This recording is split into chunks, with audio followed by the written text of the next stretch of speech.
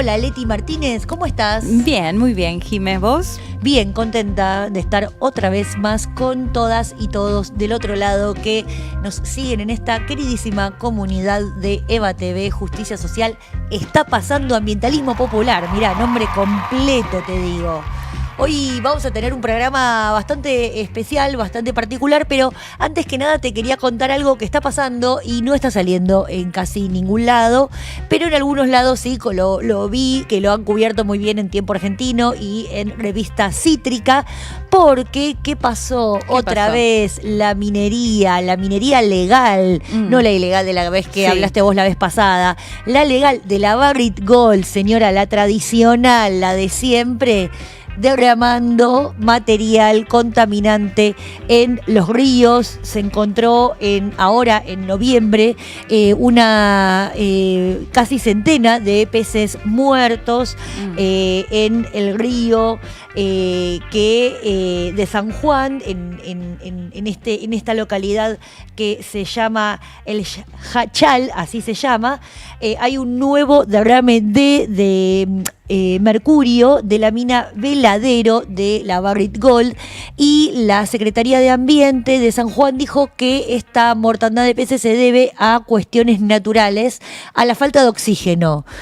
Medio que es para reírse, porque sí, obvio, si no hay oxígeno te morís. Claro. Pero, ¿qué produjo esa repentina falta de oxígeno que hasta hace poco no estaba? Bueno, los ambientalistas aducen que hay derrame de mercurio en el río y que es lo que está produciendo esto, a cambio de, digamos, en contraposición de lo que dice el gobierno de San Juan. Qué fuerte esa imagen. Sí, fíjate cómo aparecen los pececitos ahí en el dique de Cuesta del Viento, así se llama, dique de Cuesta del Viento en San Juan, donde se encontraron esta centena de peces muertos. La organización de vecinos Jachal No Se Toca lo denunció y bueno, ahí quedó en la nada porque todavía no le están prestando atención, pero bueno, queríamos mostrárselos aquí en nuestro humilde programa, porque me parece que es importante darlo a conocer, ya que no está saliendo en ningún lado. Sí, totalmente. Además, ahí hablaban de 19 pérdidas, ¿no? A ver si podemos repetir el graph, que está... Desde 2015 hubo 19 derrames en el dique Cuesta del Viento. Sí, exactamente. Y todos en el mismo lugar. Entonces ahí te das cuenta que no es un fenómeno natural, sino que son acciones de... Uno podría decir mala gestión ambiental de parte de las empresas de la tradicional Barrick Gold. No, son acciones tradicionales de la Barrick Gold. El tema es que, bueno, por ahora los gobiernos locales y nacionales no les están poniendo freno a esta mala gestión. Bueno, bienvenida, Jime. Sí, bienvenida, una mala, pero bueno, tenemos una buena grande, sí. Una buena, no sé, siempre que hay un foro, un lugar donde hablar, está buenísimo, sobre todo para poder plantear las posiciones del sur global. Estamos hablando de la COP30, que se está desarrollando en la Amazonía, allí en el corazón de Brasil, y allí hay distintos representantes de un montón de países, sí. Pero Argentina no está, señor. Son más de 190 países del mundo mundial, menos Argentina. No está representada. No, tenemos sí a la provincia de Buenos Aires allí participando. Vamos a estar compartiendo algunos tramos de la exposición de la ministra Daniela Vilar, la ministra de Ambiente, pero bueno, es un gobierno subnacional, no es un gobierno nacional. Sí, y sumado a la Argentina, darle también la pata internacional, porque es una COP en la cual no está, como lo decimos siempre, ni el presidente de Estados Unidos, Donald Trump, ni el presidente de China, Xi Jinping, que son dos de los países justamente, como son las potencias, son también quienes más emiten gases de efecto invernadero, es decir, con la mayor responsabilidad, o quienes se supone que deberían tener la mayor responsabilidad y acciones también en el marco del cambio climático. Tampoco está Narendra Modi de India, el mandatario indio, que también, de hecho, es el país más poblado de todo el mundo. Claro. Digo, en ausencias muy relevantes cuando hablamos de qué se va a hacer en la agenda ambiental a nivel internacional. Claro. No están, al menos ellos, digamos, las figuras, bueno, en el caso de Trump, además, que lo vamos a contar porque estuvo o fue mencionado en varios de los discursos de los presidentes de la región, y a nivel regional también, Jimé, porque es Argentina, o sea, no está el presidente de Argentina, tampoco el de Ecuador, Daniel Noboa, que sabemos que además en Ecuador, y lo contamos siempre, tiene una trayectoria ambiental, campesina, indígena, muy fuerte. Bueno, Noboa tampoco asistió, tampoco el presidente de Paraguay, Santiago Peña, o más bien podría decir quiénes asistieron, porque son los menos en realidad. Lula, por supuesto, porque es el anfitrión, Gabriel Boric de Chile, Gustavo Petro de Colombia, Xiomara Castro de Honduras, y si no me equivoco, creo que ninguno ¿Petro? más. Petro no lo nombré. No, Petro sí. Gustavo Petro de Colombia. Y no mucho más. Y no mucho más. Y no. Claudia Sheinbaum no estuvo tampoco. Mira, qué raro, porque ella tiene una posición muy interesante. Sí. Pero bueno, los que te mencioné, que de hecho vamos a escuchar parte de lo que dijeron justamente en sus discursos, pero bueno, era algo que se remarcaba porque además se hizo acá, digamos, ¿no? Claro. En la Amazonía, digo, con la representación simbólica. Bueno, en el caso de Bolivia, además, recordemos que Luis Arce ya dejó el gobierno y asumió Rodrigo Paz. En el caso de Uruguay, ahora tendría que chequear. Sí. A ver, vamos a chequearlo. Yo te lo chequeo. Sí. Pero bueno, recordemos que Yamandú acaba de asumir hace meses. Nadita, hace marzo. Poquitito, claro. Marzo, pero bueno, digo, una COP que se realiza acá, realiza en la Amazonía, digo, y lo contábamos, ¿no? Con la parte simbólica también que tiene de que se haya llevado adelante en Belém. ¿Te parece que arranquemos ya compartiendo parte del discurso de, como decíamos, el anfitrión Lula da Silva? Sí. Porque, si te parece, lo dividimos en dos a Lula. Porque hay una parte en la que justamente habla de algo que nosotros también lo venimos contando, que tiene que ver más con la parte política, si se quiere, o aunque todo es política, pero de la parte política y barra negacionista que atraviesa gran parte del mundo. Sí. Y si te parece, lo escuchamos a Lula que decía acerca de esto. A ver. Sem o Acordo de Paris, o mundo estaría afadado ao aquecimento. Este es el otro, pero no importa. En este habla de ambientalismo. Até o fim do século.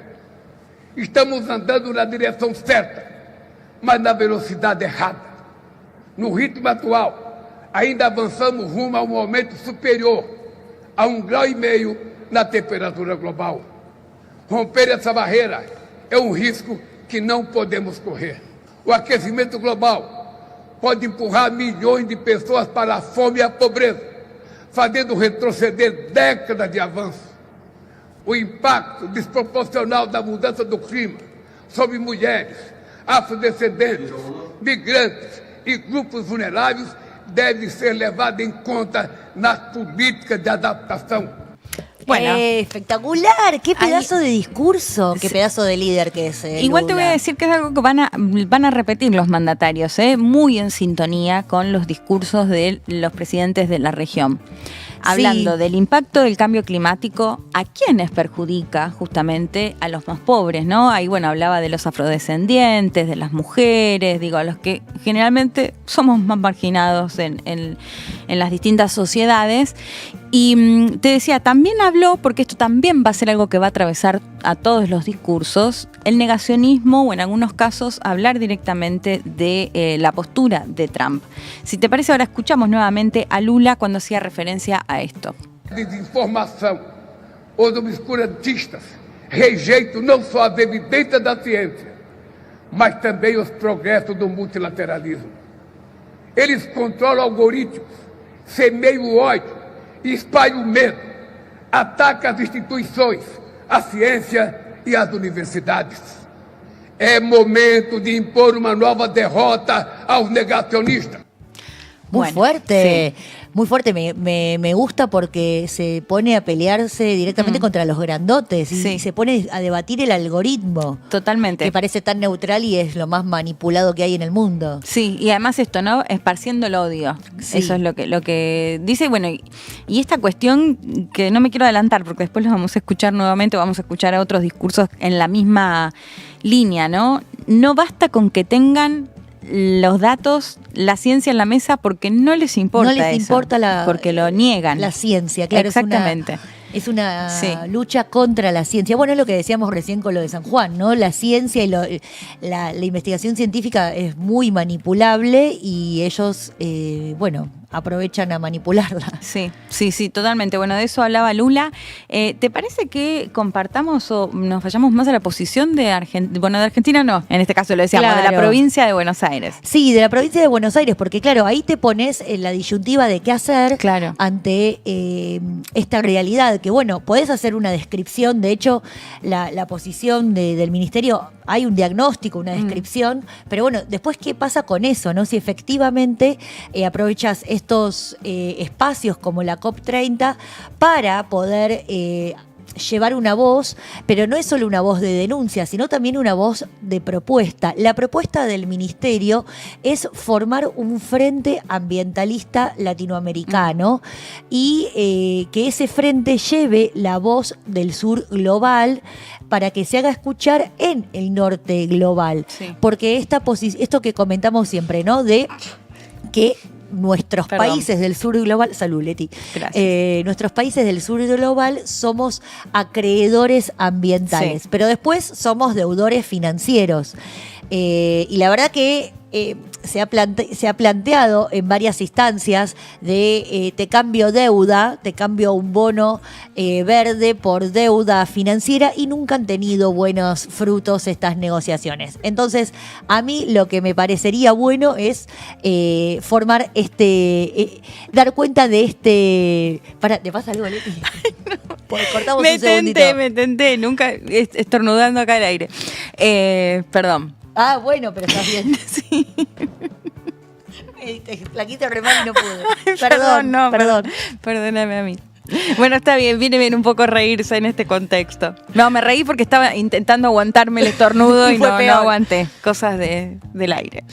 Qué gracioso, por Dios. Bueno, retomamos. Entonces, el negacionismo, ¿con qué se come? Se come con endeudamiento financiero de parte de nosotros, los países del sur global, que a su vez somos acreedores ambientales. Sí. Este intercambio de deuda, estos famosos bonos verdes nunca funcionaron, pero si querés la escuchamos a la ministra de Ambiente de la provincia de Buenos Aires, Daniela Vilar, que llevó esta posición a la COP30 en nombre de la provincia, pero también en nombre de alguna parte del pueblo organizado que tiene estos objetivos en la mira. Cuando de la COP salgamos con mecanismos efectivos, aplicables, implementables de redistribución de la riqueza, bueno, compañeros, habremos iniciado un camino de triunfo. Pero hasta que no discutamos que de verdad la riqueza tiene que ser redistribuida en el mundo, bueno, entonces vamos a seguir encontrándonos más contentos cuando sea en Latinoamérica, más difícil cuando sea en otro lugar, pero vamos a seguir discutiendo los mismos problemas. Pero lo que no va a pasar es que no vamos a resignar a que esto siga igual. La riqueza, vamos a decirle, el bienestar de las sociedades del norte global que vienen a las COPs a decirnos que las metas de descarbonización tienen que ser ahora y urgentes y no importa los recursos que tengamos nosotros. Ese bienestar se construyó a costa del saqueo de nuestras tierras, de nuestros bienes. Desde el primer saqueo imperialista de la colonización y hasta ahora que estamos la mayoría de los países latinoamericanos sometidos a una crisis de deuda. Hoy Argentina es el país más endeudado con el FMI. Está 4 veces más endeudado que el segundo, que es Ucrania, que está en guerra. La deuda nunca te redunda en una mejor autopista, un saneamiento de un basural histórico. Nunca beneficio para la gente. Bueno, ahí lo que me interesa destacar es esta cuestión de la deuda, ¿no? Porque estamos endeudados con el FMI en 65.000 millones de dólares entre capital e intereses. Y como decía recién la ministra, el segundo recién es Ucrania, que está en guerra. Y nosotros tenemos 4 veces más de deuda que el segundo. Sí, es una locura. Es una locura para la posibilidad del desarrollo. Pensado en términos de, bueno, hagamos una historización. En América Latina, primero lo que aprendimos todos en la primaria, con sus más y sus menos, es esto, ¿no? Es el extractivismo colonial. Pero incluso después, cuando se instalan los países, se empieza a desarrollar la industria local. Es una industria que también está basada en la exportación de materias primas. Y ahora estamos en esta tercera etapa, en un momento de sobreendeudamiento a fuerza de estos organismos internacionales de crédito, también una forma de extractivismo. Bueno, ¿qué vamos a hacer en este panorama? Lo que se propone es esto, ¿no? El intercambio, o por lo pronto que se tenga en cuenta el canje de deuda por acción climática, y que también se creen fondos verdes regionales para uso propio, para mitigar los efectos de la crisis climática que vemos. Nosotros directamente lo vemos en inundaciones, por lo menos en el AMBA. Sí, porque a su vez somos los que más sufrimos también esas consecuencias. Exacto. El sur global. Se sufre muchísimo más que en el norte global. Y también una redefinición de lo que es el riesgo soberano. El riesgo país no puede ser solamente un riesgo de acciones y bonos, sino que tiene que ver con cómo sufrimos las consecuencias de la crisis climática en nuestras regiones. Y obviamente la propuesta es la redefinición de una arquitectura financiera internacional. Es una propuesta muy difícil de llevar adelante, porque del otro lado tenemos a los grandotes, ¿no? Tenemos a los países más grandes, a los fondos de inversión, a los organismos internacionales de crédito. Pero bueno, me interesa que se vincule la inundación que sufrimos en nuestro barrio, y eso de no poder salir y estar siempre con el miedo al agua, o incluso el miedo a las olas de calor, con el endeudamiento, el sobreendeudamiento que está sufriendo Argentina en este momento. Porque aparte, lo grave, a mí lo que más me preocupa es que en nuestro país, en nuestra región en general, pero en nuestro país, hay grandes reservorios de agua dulce, hay oro, hay plata, hay uranio, hay litio, y todo eso es codiciado por estas grandes potencias que después nos van a venir a cambiar deuda por recursos naturales, que en realidad son bienes comunes, no son recursos naturales, pero de igual modo van a proponerlos de esa manera. Bueno, desde un frente ambientalista latinoamericano se pueden aglutinar y buscar una unidad de voces que se enfrenten en ese paradigma, más allá de que sean voces distintas, no hace falta estar de acuerdo en todo, porque si no ahí no avanzas más. Con 2 o 3 ejes, y me parece que la deuda y el sufrimiento de las consecuencias de la crisis climática pueden ser un buen planteamiento. Tenemos otro video para compartir, ¿no? Sí, de esta misma posición que llevó la provincia de Buenos Aires, a ver si lo podemos ver allí. Un mundo profundamente desigual. Estamos intentando hacer una especie de milagro en lo local ante una situación que es irremediablemente injusta. Cómo aumentó la riqueza, la acumulación de riqueza solamente del 2000 al 2024 de los multimillonarios del mundo. Una desigualdad entre los más ricos y más pobres, pero además una desigualdad entre el norte global y el sur global que nosotros habitamos. Desigualdad entre quienes más emiten y quienes menos emitimos, y entonces una desigualdad también entre quienes más padecemos ese desarrollo de algunos. Y condiciones, por supuesto, entonces, que profundizan la vulnerabilidad en la que ya habitan comunidades que nos toca a nosotros vivir todos los días. Por eso la importancia de los gobiernos subnacionales en estas discusiones. Además, nosotros tenemos una historia común. Venimos de una historia común, que es de un colonialismo, extractivismo. Bueno, esa balanza comercial de Europa en celeste muy por arriba y nosotros en verde muy por abajo, indica que hay un sistema financiero global que refleja la inequidad y que es la que tenemos que abordar todos los días nosotros con el acceso al hábitat digno, cuando tenemos sequías, cuando hay catástrofes climáticas como inundaciones. Frente a esto, historia común, recorrido común, pero también destino común. Y nosotros queremos trabajar en la construcción de un frente ambiental latinoamericano, que los gobiernos subnacionales de Latinoamérica podamos trabajar políticamente para discutir estas cosas que son sistémicas, pero que en algún momento tiene que cambiar. Desde las discusiones ambientales tenemos la oportunidad de construir un consenso para ir hacia un cambio de modelo, un modelo más justo, un modelo que piense en las comunidades, que vaya hacia un destino común de los pueblos latinoamericanos. Bueno, muy en sintonía con los discursos que traemos hoy de los mandatarios, porque escuchábamos antes a Lula, ¿no? Por un lado, yo diría que estuvo atravesado, al menos los discursos estuvieron atravesados por criticar el negacionismo. Sí. Y justamente planteando esto lo que planteaba la ministra, ¿no? Las diferencias y el impacto que hay en el sur global cuando desde el norte se nos exige más, cuando somos quienes más lo pagamos y quienes más lo sufrimos. Claro. Estaba pensando qué mandatario escuchar para ir hilvanando un poco, justamente porque esto creo que se repiten un poco los planteos, o sea, que hay una sintonía.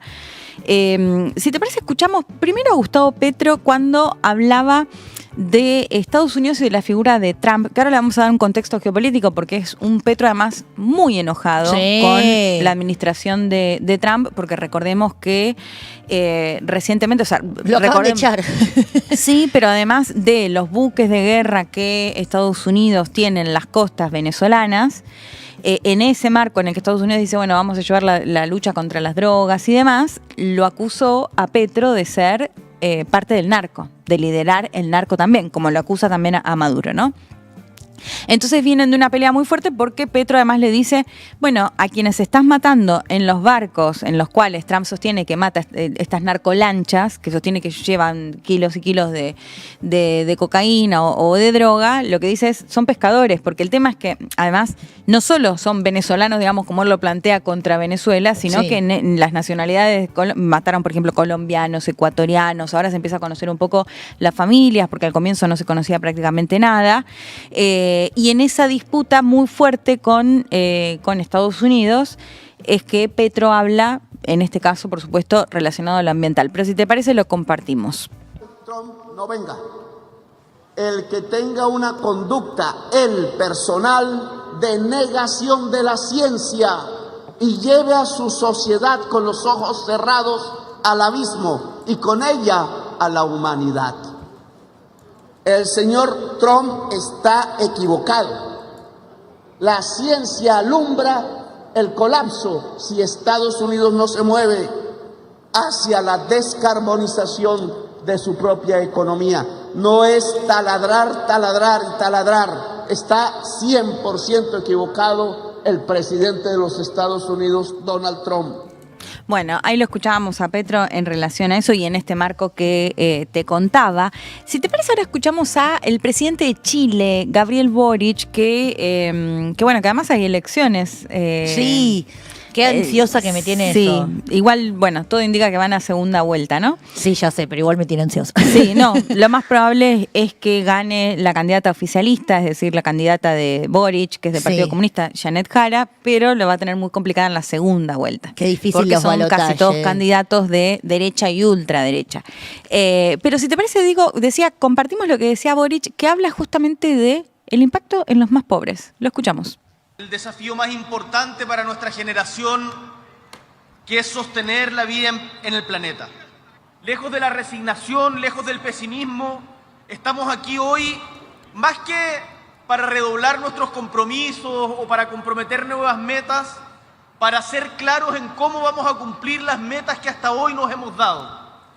Porque las consecuencias de no hacerlo son realmente catastróficas. Y permítanme ejemplificar con un punto que ha hecho patente la actual presidenta de la Asamblea de las Naciones Unidas. Si la temperatura sube en 2 grados, significa que más de 400 millones de personas van a tener inseguridad alimentaria.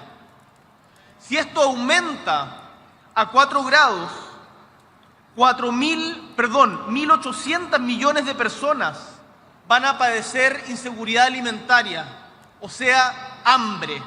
Las consecuencias de no actuar, de no cumplir con nuestros propios compromisos, son la muerte de muchos, son el hambre de muchos, de personas de carne y hueso que deben conmovernos, que deben llamarnos a la acción. Bueno, me pareció buena esta parte del discurso porque lo baja a lo concreto. a ver, primero esta frase de sostener la vida en el planeta, ¿no? Claro. Como el objetivo, por qué tienen que cumplir justamente con el Acuerdo de París. Nada más ni nada menos que sostener la vida en este planeta. En esos términos lo plantea. Y después con estos datos concretos de que si sube 2 grados la temperatura, son más de 400 millones de personas con inseguridad alimentaria, hambre, muerte. Bueno, me pareció muy gráfico ahí Boric. Y si te parece, continuamos con los discursos. Quiero que volvamos a escuchar a Petro, que en este caso hace una propuesta. Vos Ajá. hablabas antes de que somos acreedores. Bueno, escuchamos a Petro y qué le dice al Norte Global. Una propuesta concreta con $500.000 en América Latina y el Caribe. Vengan del mundo árabe, vengan de China, vengan de Europa, los recibimos, vengan de estados de los Estados Unidos con $500.000, bon marché. Se puede lograr que lo que hoy es potencial se haga realidad. 1.400 gigas anuales de generación de energía limpia. Tenemos ese potencial que se puede volver realidad. Está en nuestro sol, en nuestros vientos, en nuestra agua. Está en los volcanes y en la geotermia. 1.400 gigas anuales, algo igual puede hacer África, mientras la matriz de generación de energía eléctrica de los Estados Unidos consume o genera 1.200 gigas al año, 70% energía fósil. Matemáticamente fácil. Si se invierten $500.000 millones aquí, limpiamos 100% la matriz energética de los Estados Unidos. Bueno, no sé, Impresionante. habrá que hacer bien las cuentas, si esto sí son así efectivamente, pero es una propuesta muy concreta Sí. de lo que se puede hacer. Me gusta. Me Sí. gusta la materialidad. Sí, totalmente. Sí, que no quede en la nada. Y para cerrar, si te parece, esta serie de discursos, quiero que nos salgamos de Latinoamérica por un ratito para escuchar a Pedro Sánchez. Oh. Porque es un país que justamente se vio muy afectado Sí. por las inundaciones, por la los ola de incendios, calor. decenas de muertos, exactamente por las olas de calor. Así que si te parece, escuchamos también al mandatario español. Las llamas de nuevo se llevaron vidas y arrasaron casi 500.000 de hectáreas.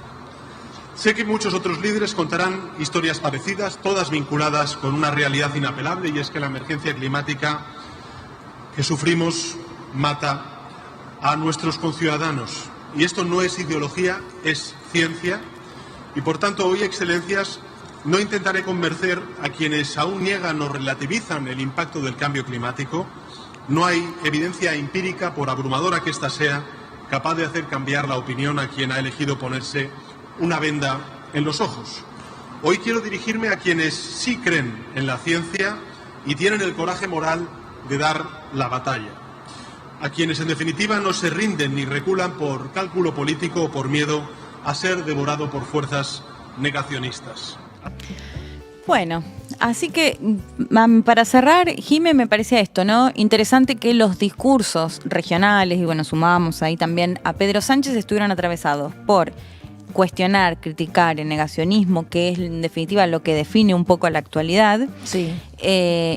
Y el otro también, esto que decimos de, bueno, un sur global que quiere ser escuchado y que le quiere decir al norte, nosotros ya sufrimos todo esto. Claro. Son ustedes los que tienen que también poner, o en todo caso, esto, las propuestas concretas, como, no sé si es la propuesta de Petro o no, pero que se discutan esas Claro. propuestas, digamos, ¿no?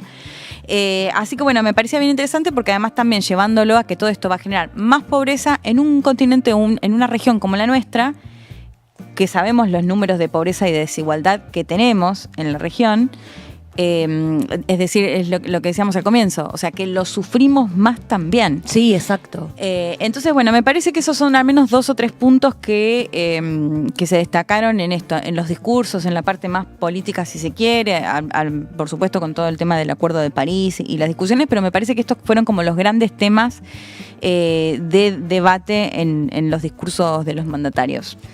Bueno, esperemos que haya servido este resumen de este momento, esta pequeña foto Sí. de cómo están los debates institucionales con respecto al cambio climático y a las responsabilidades políticas. Veremos después efectivamente si esto se traduce en, no sé, no te Sí. digo propuestas concretas, pero por lo menos un movimiento, una acción política, un movimiento concreto. Sí, al menos se Un vio agrupamiento. sintonía, ¿no? Claro. Ahí la ministra planteaba, bueno, un frente latinoamericano, bueno, al menos vemos que están en sintonía. Está Sí. bien, son los mandatarios que fueron, el resto contábamos, ni siquiera asistieron. Bueno, pero por lo menos tenemos una instancia de encuentro y de exposición y, como decimos, si deviene en una agrupación, un movimiento, una acción política, bienvenido sea, y si no, seguiremos alzando la voz. Sí, así es, Jimé. Y nosotras nos vemos la próxima vez, Leti, y síganos en las redes, como siempre les decimos. Sí, está pasando pasando ambientalismo. Me encanta. Y bueno, y en las redes de Eva también, ¿eh? Sí, y también nos ven en IP. Y nos vemos también en IP. Así es. Bueno, muchas gracias, Leti. No, por favor, un placer. Nos Adiós. vemos. Chau, chau.